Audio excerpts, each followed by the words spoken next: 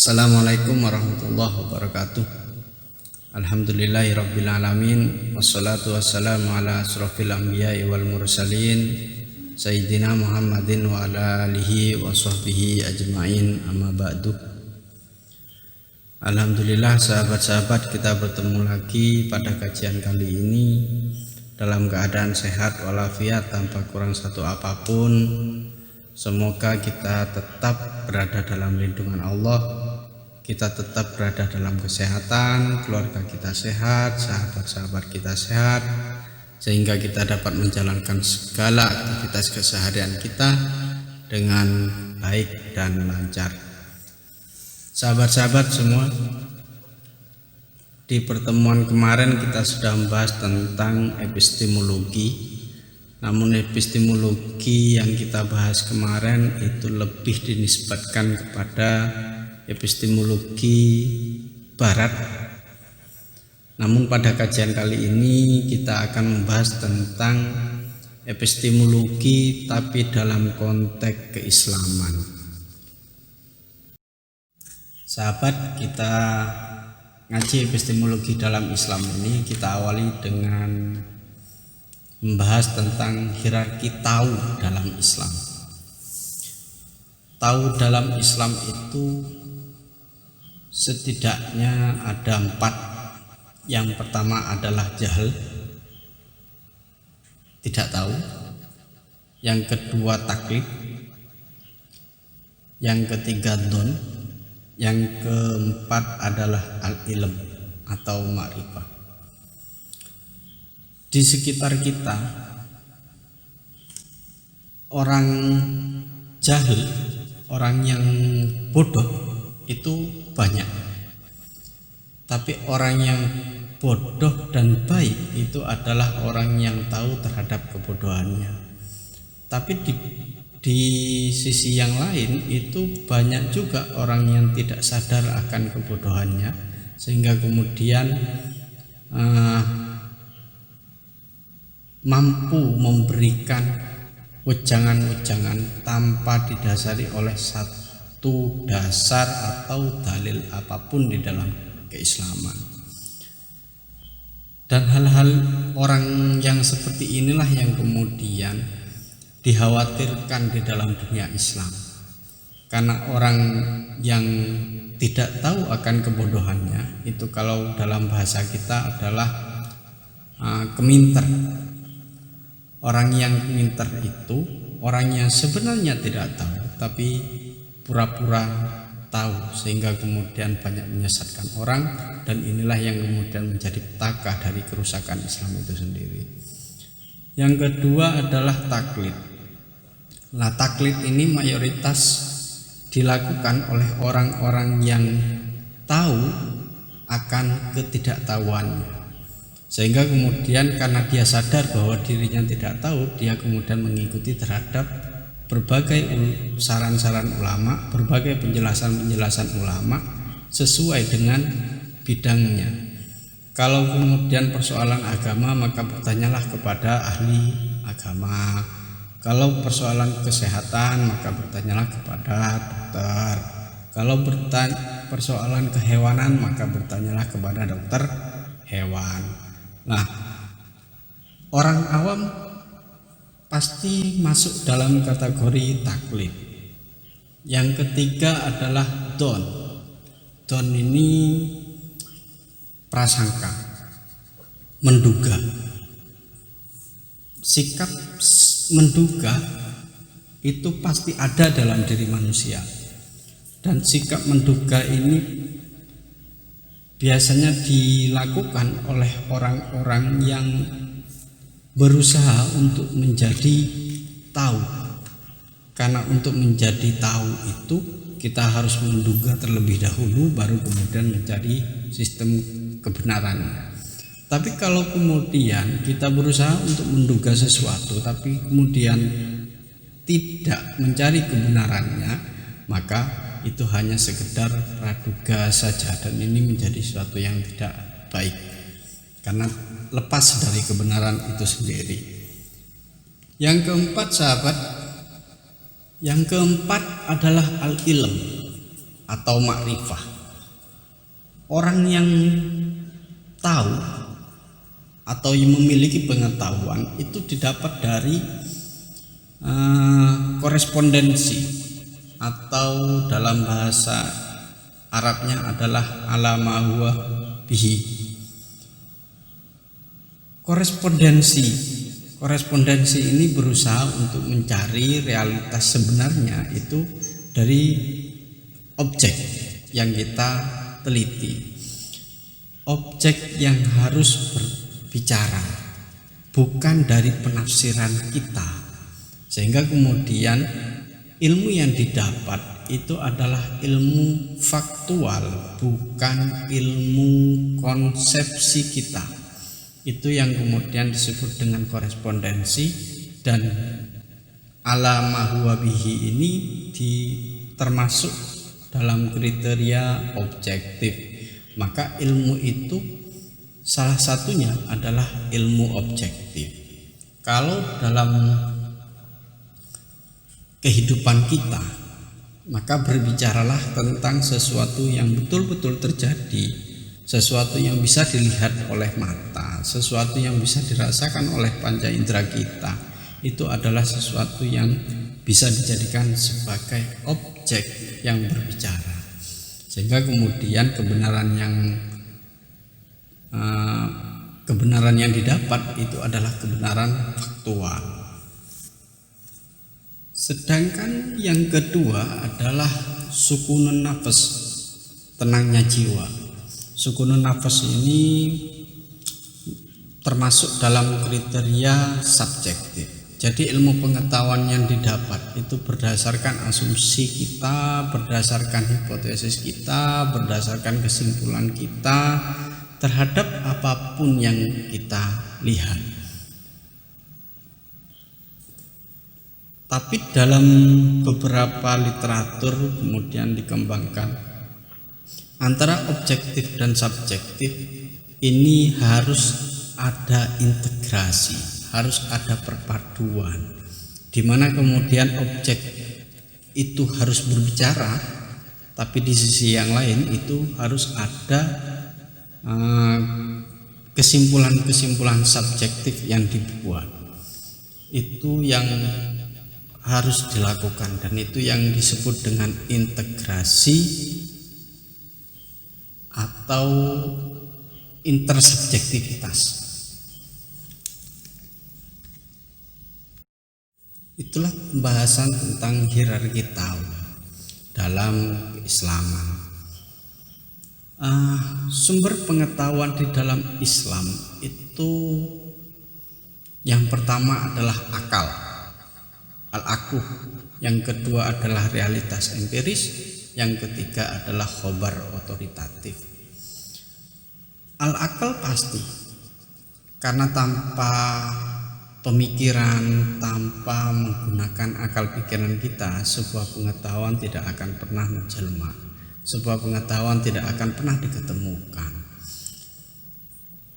Dengan akal pula kita dapat memahami, dengan akal pula kita dapat mencapai pengetahuan yang sebenarnya. Dan al-aql inilah yang kemudian diterjemahkan dalam dunia filsafat dengan bahasa rasionalis. Orang-orang yang selalu menggunakan akal, orang-orang yang selalu berpikir. Makanya kemudian Descartes itu mengatakan cogito ergo sum, aku berpikir maka aku ada.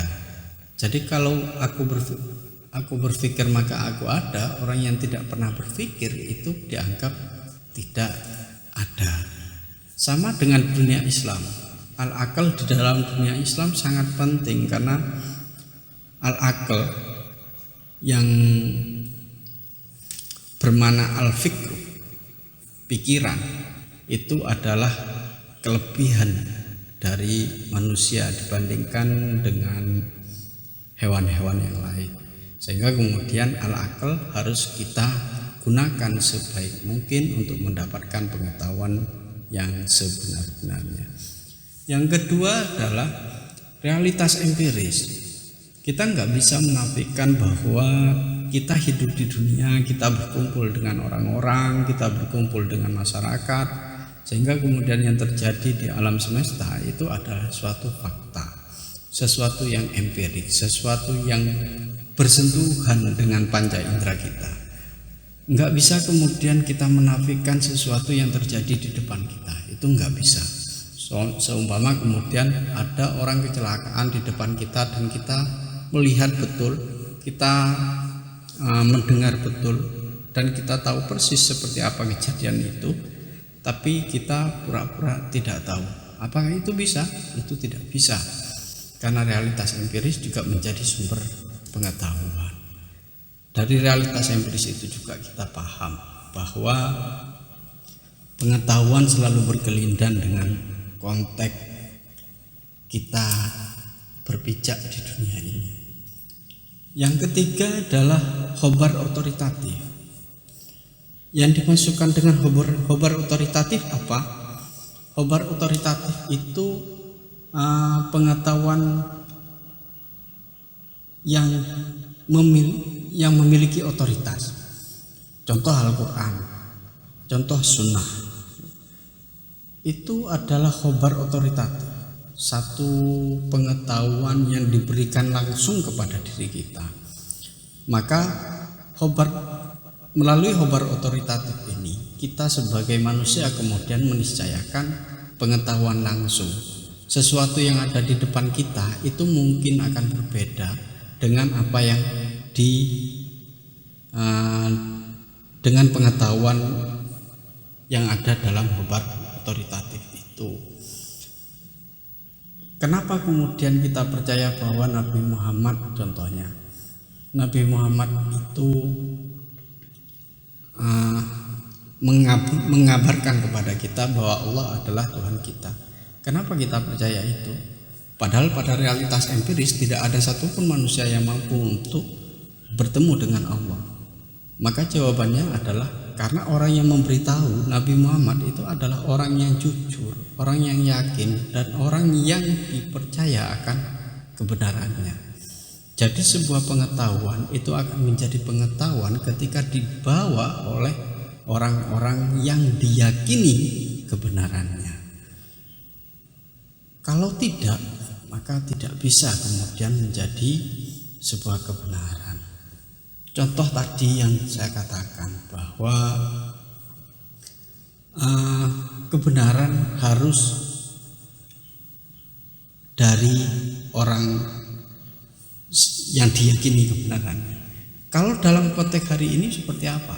Setidaknya kabar itu dikatakan atau pengetahuan itu dikeluarkan oleh 4 orang lebih yang mengalami secara langsung dan harus diuji, karena setiap pengetahuan harus mengalami ujian-ujian atau proses trial, proses error. Itu menjadi suatu yang penting untuk menciptakan pengetahuan yang benar.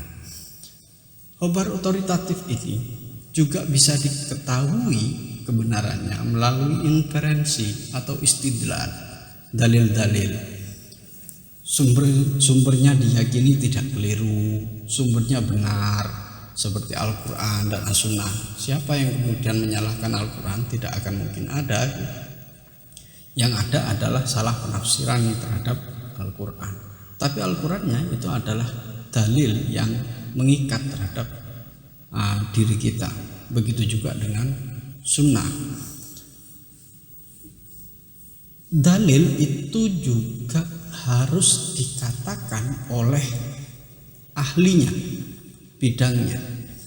Seperti tadi, kalau kita ingin belajar agama, ya harus kita belajar kepada ahli agama. Kalau kita ingin belajar hukum, kita harus belajar kepada ahli hukum. Kalau kita ingin belajar pendidikan, maka belajarlah kepada ahli pendidikan. Jangan kemudian belajar jangan belajar agama kepada artis, jangan belajar agama pada dukun. Itu adalah salah kaprah, karena itu tidak bisa dijadikan sebagai dalil terhadap kebenaran pengetahuan itu. Kenapa harus dikeluarkan oleh ahlinya? Iya, karena setiap pengetahuan yang dikeluarkan oleh ahlinya itu pasti menyertakan konteksnya. Seumpama jika ada suara bayi yang terdengar, berarti bayi itu telah lahir. Jika di sebelah kita itu ada suara tangisan, berarti teman kita lagi menangis. Kalau kita mendengar suara tertawa, maka teman kita lagi bahagia atau tertawa. Itu konteks yang harus dijalani dalam sebuah pengetahuan. Kalau pengetahuan tidak kontekstual, maka pengetahuan itu sendiri tidak akan pernah bisa dijadikan sebagai dasar untuk manusia melakukan apapun. Tapi pengetahuan harus kontekstual dalam kehidupan kita, apapun itu, termasuk dalam sistem keberagaman kita, termasuk dalam pengetahuan kita. Makanya kalau kita belajar pendidikan, kita belajar hukum, kita belajar filsafat, kita belajar ilmu-ilmu apapun, yang harus kita pertimbangkan adalah konteks kita. Apakah itu sesuai dengan konteks kita atau tidak? Kalau tidak sesuai dengan konteks kita, berarti kita belajar ilmu yang mungkin akan sia-sia, tidak pernah bisa digunakan oleh diri kita. Sedangkan yang ketiga, khobar otoritatif itu juga bisa didapat dari khobar wahid atau kabar dari seseorang yang dipercaya, namun tidak terbukti atau susah dibuktikan secara korespondensi atau secara empirik. Oleh karena itu kemudian pengetahuan yang didapat dari khobar wahid ini, khobar dari seseorang yang kita percaya ini, hanya sampai kepada derajat don hari ini, hanya sampai kepada derajat praduga, tidak sampai kepada kebenaran pengetahuan yang pasti. Oke sahabat, dalam dunia Islam ada 3 model pengetahuan. Yang pertama adalah ilmu bayani, yang kedua adalah ilmu huduri atau irfani, yang ketiga adalah ilmu husuli atau burhani. Abid Al-Jabiri juga mengatakan epistemologi bayani, epistemologi irfani, dan epistemologi burhani. Mari kita bahas satu-satu apa yang disebut dengan epistemologi bayani, apa yang disebut dengan epistemologi irfani, dan epistemologi burhani. Epistemologi bayani atau ilmu bayani itu pasti bersumber kepada nas, teks atau wahyu, sehingga kemudian dalam ilmu bayan nas atau teks itu memiliki otoritas yang sangat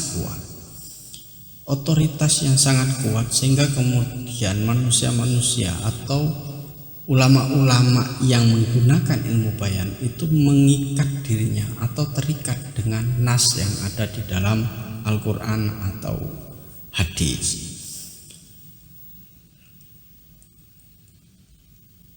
Yang kedua adalah sumber pengetahuan dalam model bayani juga khobar, ijma atau fatwa yang dikeluarkan oleh para ahlinya. Lah siapa yang kemudian memiliki otoritas terhadap pengetahuan itu? Yang memiliki otoritas adalah person, seseorang yang membuat pengetahuan itu, ulama-ulama yang melakukan ijma, ulama-ulama yang memberikan pengetahuan secara pasti, semacam fatwa dan lain sebagainya. Tapi yang perlu diingat adalah persoalan otoritas itu menjadi perbincangan hangat dalam dunia keislaman. Kalau otoritas teks itu adalah teks sendiri yang memiliki otoritas. Kenapa tidak kepada person? Karena teks Al-Quran itu yang membuat adalah Allah, dan manusia tidak mampu untuk menjangkau kepada otoritas kebenaran yang dimiliki oleh Allah. Oleh karena itu kemudian otoritas yang ada dalam nas teks itu adalah teks itu sendiri, sehingga kemudian teks berbicara, teks juga ditafsirkan, teks harus dipahami, dan juga teks harus diimplementasikan dalam kehidupan kita. Tentunya kemudian teks itu harus diinterpretasikan berdasarkan konteks yang kita jalani. Begitu juga dengan khobar, ijma, fatwa, dan lain sebagainya.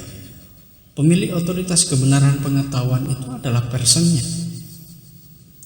orang yang mengatakan, orang yang memberikan kabar, orang yang memiliki fatwa, itu yang memiliki otoritas kebenaran yang sebenarnya. Sehingga kemudian untuk mengerti terhadap fatwa-fatwa, hasil dari ijma atau hasil hukum dari ijma, itu adalah pembuat ijma sendiri dan pembuat fatwa itu sendiri.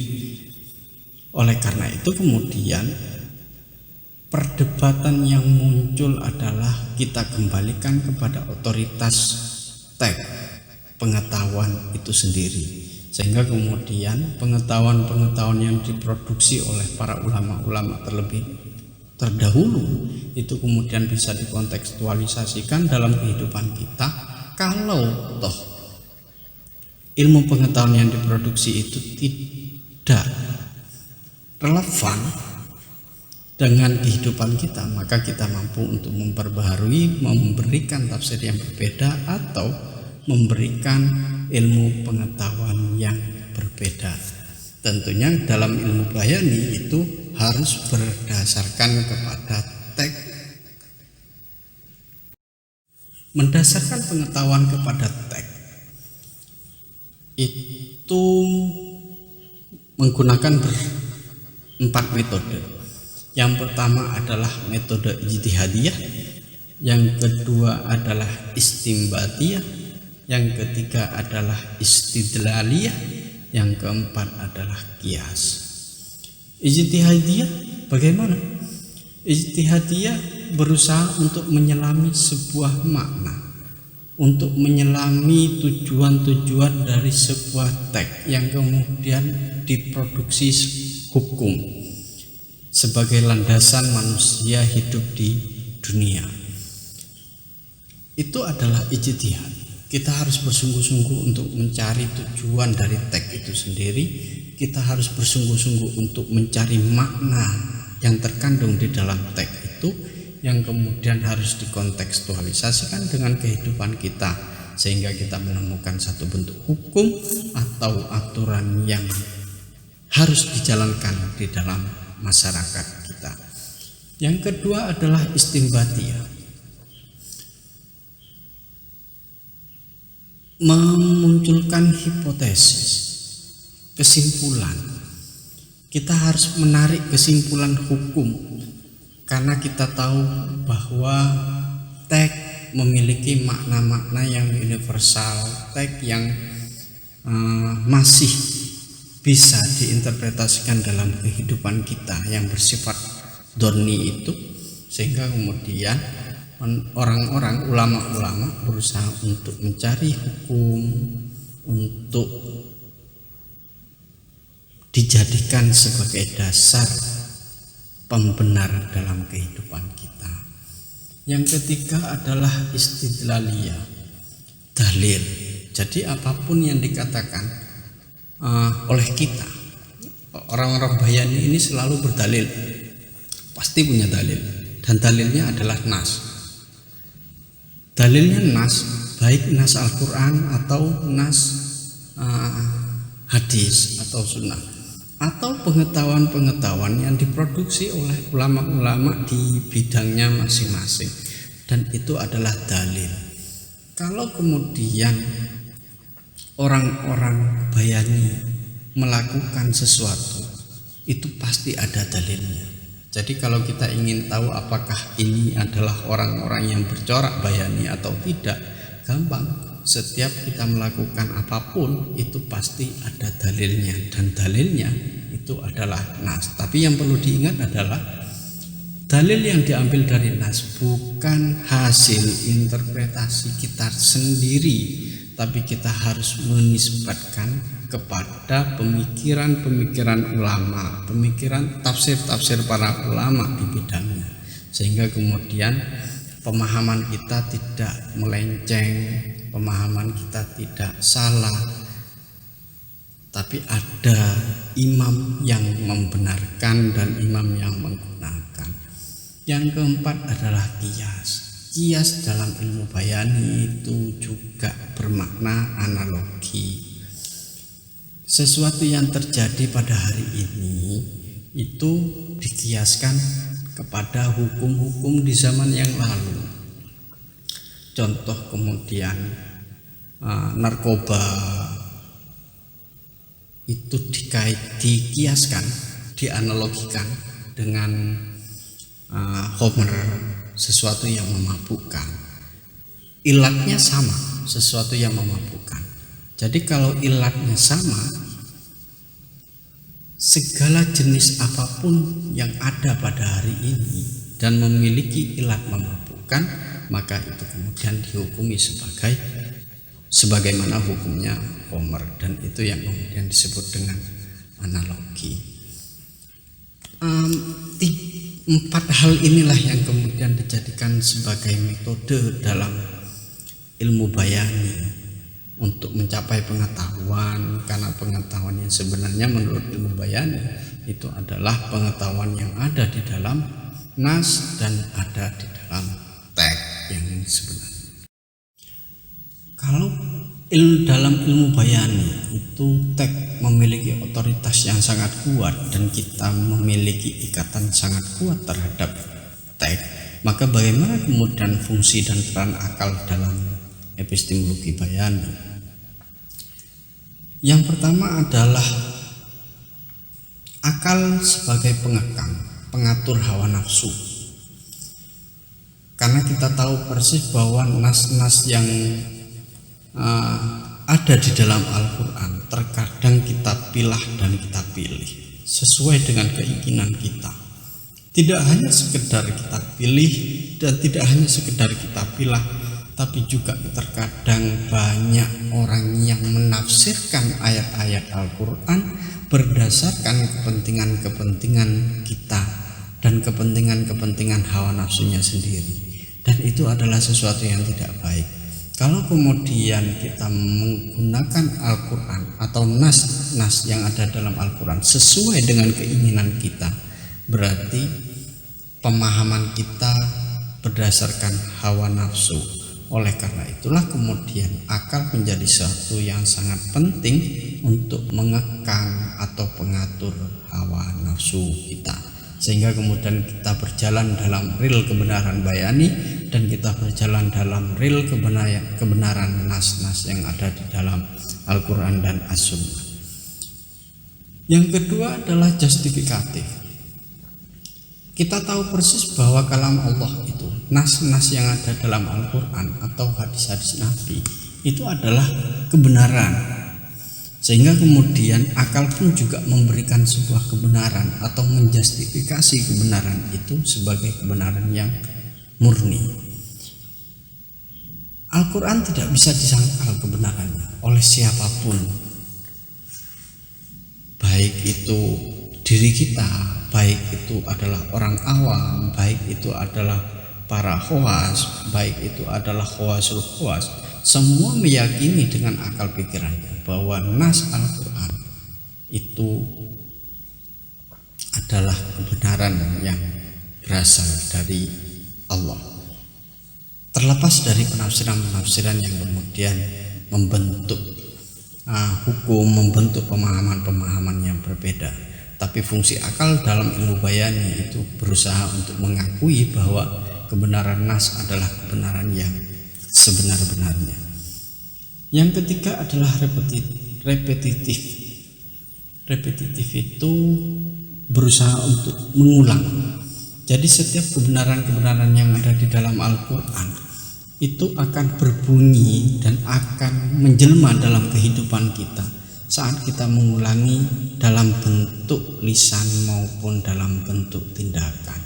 Kita ulangi terus-menerus, kita selalu mengulangi, dan apa yang kemudian mendorong terhadap pengulangan-pengulangan itu, yang mendorong adalah akal pikiran kita yang berusaha untuk menerjemahkan kebenaran-kebenaran nas dalam bentuk perilaku kita.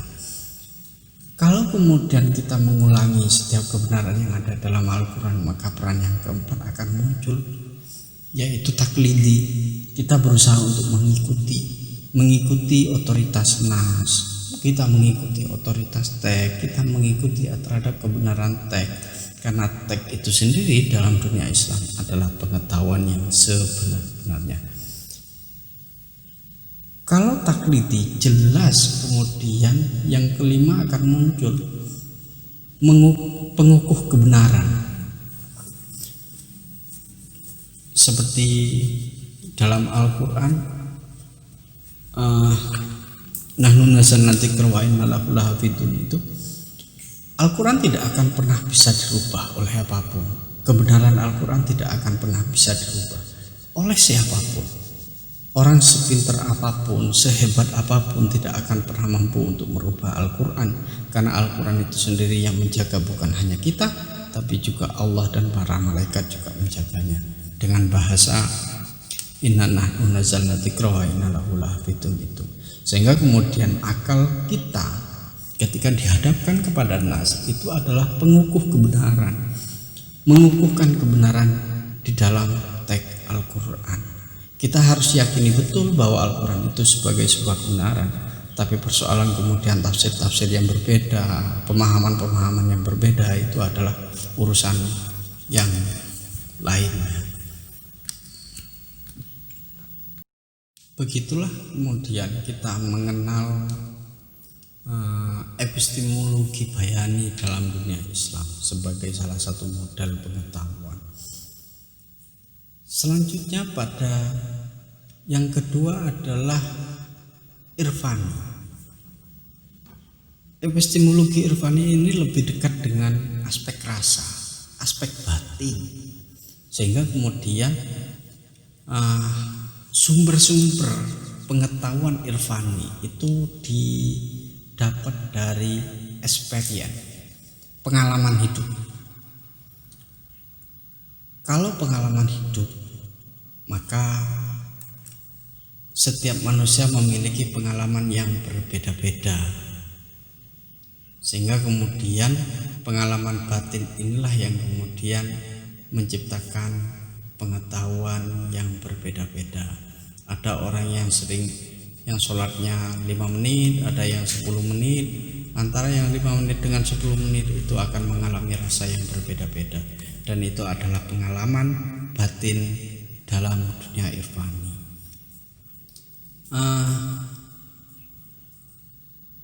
Pengalaman-pengalaman seperti inilah yang kemudian bersentuhan langsung dengan diri kita, bersentuhan langsung dengan diri kita, sehingga kemudian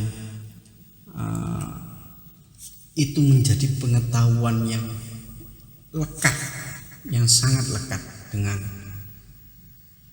pengetahuan tasawuf.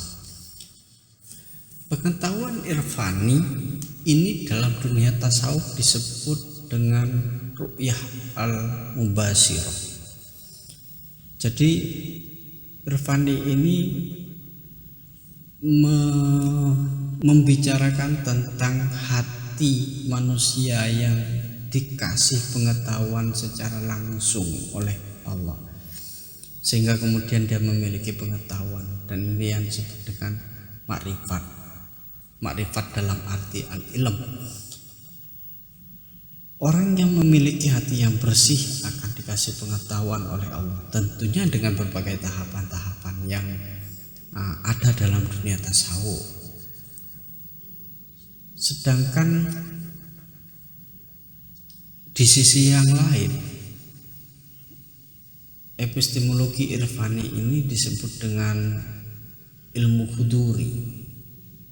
ilmu huduri juga tidak jauh berbeda pemahamannya dengan ru'yah al-mubashirah itu. Sehingga kemudian pengalaman batin kita itu akan menciptakan pengetahuan yang diisi langsung oleh Allah Subhanahu wa taala. Yang perlu diingat adalah ilmu pengetahuan yang diberikan Allah kepada kita secara langsung itu juga harus memiliki wadah yang sangat bersih, suci. Jadi dalam bahasa irfani ini manusia itu seperti wadah keranjang saja yang kemudian diisi pengetahuannya oleh Allah berdasarkan dari pengalaman-pengalaman yang dilakukan. Oleh karena itu kemudian religiusitas dalam irfani itu selalu menggunakan metode dauqiyah, riyadhah, mujahadah, kasfiyah, isrofiyah, laduniyah, dan itu semua adalah penghayatan batin. Jadi caranya orang-orang irfani itu dengan metode-metode seperti itu, dengan penghayatan batin, bukan dengan cara membaca buku, bukan dengan cara belajar, tapi lebih mendekati kepada yang maha mengetahui. Karena pengetahuan itu hanya milik Allah dan yang memberi pengetahuan itu adalah Allah, maka orang-orang irfani berusaha untuk mendekatkan dirinya kepada yang maha mengetahui, sehingga kemudian dia mendapatkan pengetahuan itu melalui perjalanan-perjalanan atau metode-metode penghayatan batin seperti tauqiyah, riyadhah, mujahadah, kasbiyah dan lain sebagainya.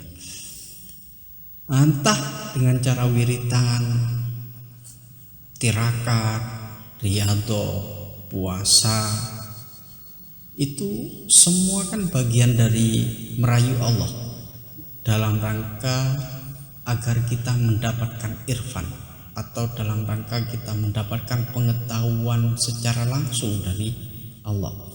Kalau kemudian tirakat kita itu bagus, rayuan kita itu bagus kepada Allah dan Allah suka kepada kita, maka Allah akan memberi kita pengetahuan secara langsung. Begitu juga dengan sebaliknya, ketika mujahadah kita, puasa kita, tirakat kita, tauqiyah kita itu keluar atau tidak disukai oleh Allah, rayuan kita tidak ampuh, maka pengetahuan dari Allah tidak akan pernah hinggap dalam diri kita. Itu yang dilakukan oleh orang-orang irfani yang lebih menekankan kepada penghayatan batin dalam mencapai pengetahuan yang sebenarnya. Berbeda dengan dua model pengetahuan sebelumnya. Yang ketiga adalah epistemologi burhani. Epistemologi burhani ini membahas realitas atau al-waqi yang sifatnya deskriptif, sehingga kemudian tidak ada jaminan ilmu itu relevan dengan kehidupan nyata, karena burhani itu memiliki prosedur.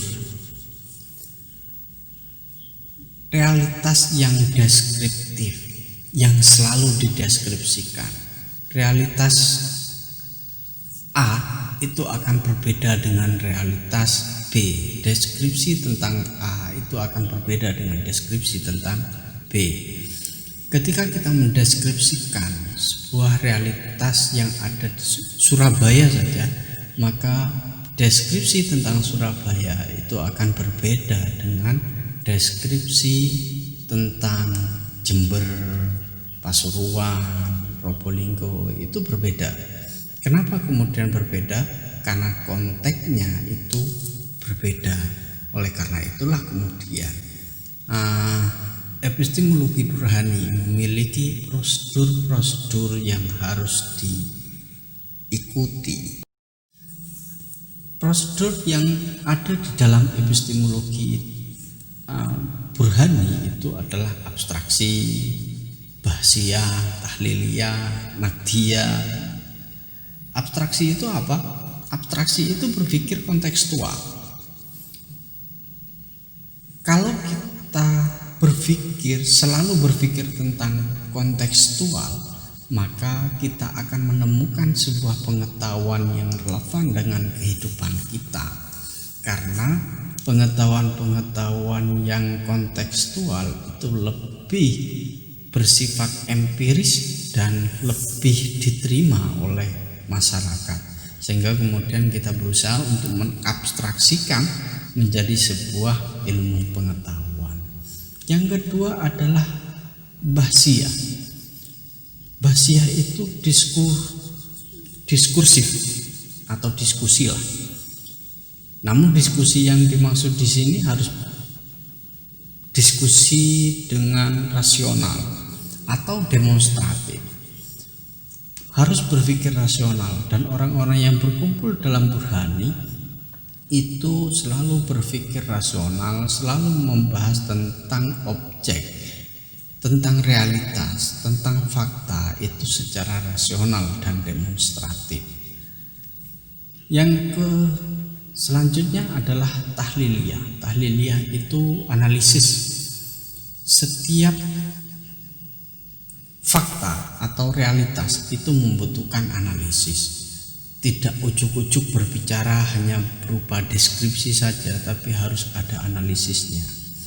Kalau kita melihat anak nakal, teman-teman kita nakal adalah satu fakta yang terlihat oleh kita karena perilakunya menyimpang dari kondisi masyarakat pada umumnya. Tapi kita harus menganalisis apa yang kemudian menyebabkan dia nakal. Faktor-faktor apakah yang kemudian dia nakal.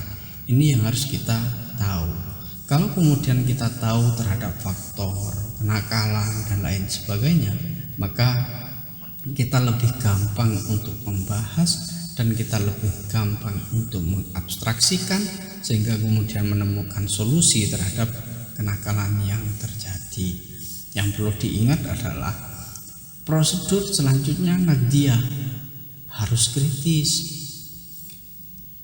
Orang-orang Burhani pasti kritis, selalu menduga, selalu bertanya, karena setiap sesuatu yang ada di sekitar kita itu bukan sesuatu yang biasa, tapi itu semuanya adalah luar biasa.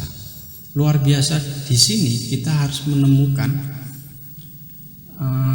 alasan-alasannya. Kita harus mengerti terhadap faktor-faktor kenapa kemudian terjadi sesuatu di masyarakat. Contoh kalau di kampus banyak teman-teman yang mahasiswa yang bawa sepeda kadang ditaruhnya sembarangan, ditaruh di depan, kadang ditaruh di belakang, tata letaknya pun juga berbeda-beda. Bagi orang yang sudah biasa melihat atau orang yang tidak berpikir kritis, ini menjadi sesuatu yang biasa karena ditaruh di tempat yang sebenarnya sekalipun menceng-menceng penempatannya dan lain sebagainya. Tapi kalau orang yang berusaha memiliki naluri kritis, dia mengatakan kenapa dia meletakkan sepeda dengan posisi seperti itu, kenapa dia kemudian meletakkan sepeda di pinggir, kenapa kemudian dia meletakkan sepeda di tengah. Ini menjadi sesuatu yang luar biasa. Kemudian fakta-fakta yang ada di sekitar kita itu menjadi sesuatu yang luar biasa.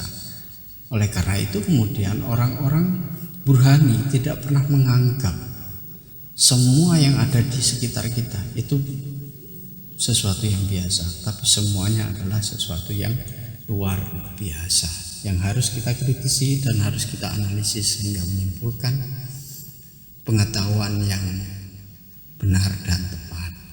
Terima kasih sahabat-sahabat. Sebelum kita tutup, mari kita membaca selawat tasbih bersama-sama. Hasbi Rabbi Jallallah ma fi qalbi ghairullah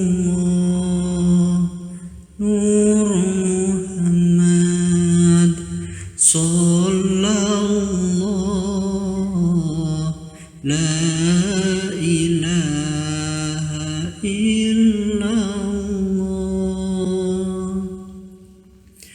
hasbi rabbi jallallah,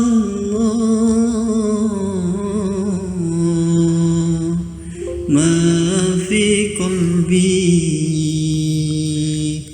ghairullah,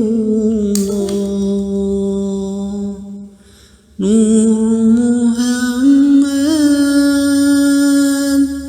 sallallahu,